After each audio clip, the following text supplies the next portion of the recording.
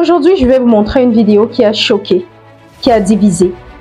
Dans cette vidéo faisant le tour des réseaux sociaux actuellement, on peut voir une jeune élève se faire copieusement tabasser par un de ses camarades de classe, sous le regard passif d'un groupe de camarades, également un groupe d'élèves qui auraient pu réagir, qui auraient pu intervenir, qui auraient pu arrêter cela. Et pourtant, tous regardent comme s'il s'agissait d'un phénomène de foire.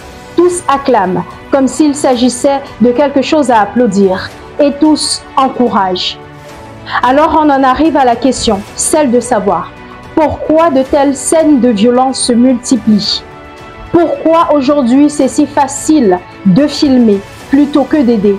Et encore, quel message cela renvoie en ce qui concerne la qualité de notre société? On voit cela ensemble dans cette production de votre programme Au-delà du buzz sur Woman TV Talk Show.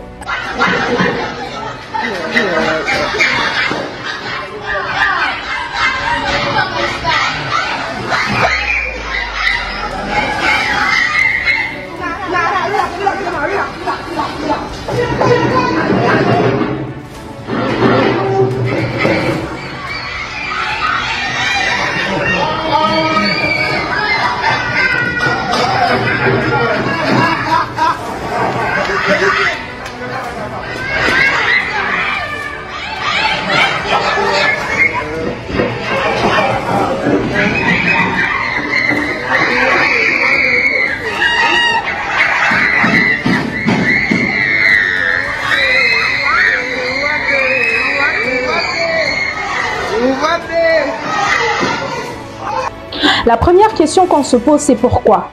Pourquoi cette violence gratuite? Pourquoi ce silence complice? Et surtout, pourquoi cette vidéo est-elle devenue virale? Ces images choquent, c'est évident. Mais ce n'est pas la première fois qu'on assiste à ce genre de scène. Pourquoi? Parce que justement, elle suscite la réaction escomptée. Plus une image est choquante, plus elle est relayée, plus elle est partagée. Et justement, c'est ce qui est recherché. Rendre la vidéo virale. Il y a cependant un autre phénomène qui entre en jeu, l'effet de groupe. Dans cette vidéo, ce n'est pas seulement un garçon qui frappe une fille, c'est tout un groupe qui cautionne, qui encourage, qui amplifie la violence. On appelle ça la désindividualisation. En clair, quand un groupe a une réaction en chaîne, on a tendance à perdre notre propre désir à réagir. On agit comme tout le monde. Si tout le monde applaudit, on applaudit. Si tout le monde acclame, on acclame. C'est comme si notre responsabilité s'effaçait dans la foule. On perd donc notre propre responsabilité morale. Et puis il y a cette culture du buzz. Elle est devenue la mode.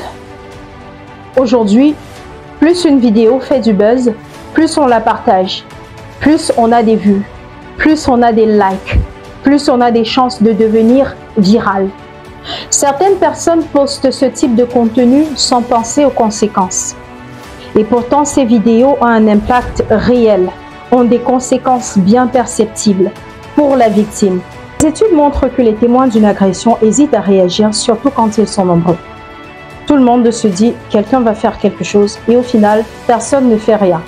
On appelle ça l'effet du spectateur. Si par contre, une personne décide de dire stop, on aura des stops en chaîne. Et c'est justement ce qu'il faut faire dans ce genre de cas. Dire stop. Stop à la violence. Stop à l'humiliation. Ne pas être un observateur passif devant le malheur d'autrui. Nous devons travailler à réapprendre, à aider de façon spontanée. Ne pas rechercher le buzz dans tout et n'importe quoi. C'est vrai aujourd'hui, tout le monde est à la quête des likes, des vues. C'est un peu un mode de vie. Mais quelque part, il faudrait que chacun essaie de retrouver son humanité. Retrouver sa capacité à réagir comme le ferait un être humain doté d'empathie. Et aussi, tout à l'heure on parlait de l'humiliation que c'est de relayer ce type d'image. Notamment, la personne subit d'abord de la bastonnade physique et ensuite elle subit l'humiliation que c'est de voir son image relayée à travers le monde dans les téléphones et les ordinateurs de millions de personnes. Encore une fois, nous vous invitons à retrouver votre sens moral. Retrouvons notre sens moral, malgré les réseaux sociaux, malgré les effets de buzz, malgré tout ce que ça peut impliquer. Et vous, dans ce genre de situation, comment est-ce que vous auriez réagi? Partagez en commentaire afin qu'ensemble, on aille au-delà du buzz. Et surtout, likez, partagez, commentez. N'hésitez pas à vous abonner.